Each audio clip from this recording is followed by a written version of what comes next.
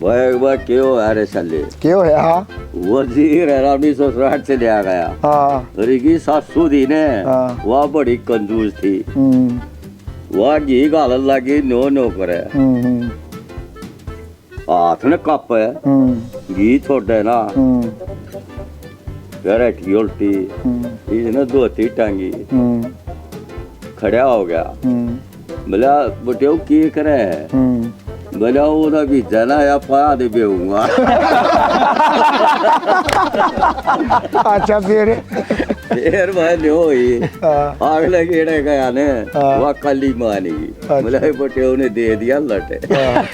हाथी बाजरे की रोटी कोई हाथी मर ठोक दी भूजी में और लाग गया खाड़। अरे ने मारी जड़े वही चोटी था आख्या में पानी आया। बोले बेटे खा लेने के शीशी कर रहा है। बोले आख्या तो रो है पानी आ रहा है। बोला मैं नो रो हूँ तो मुर्गी ने ये चाट बड़ा बड़ा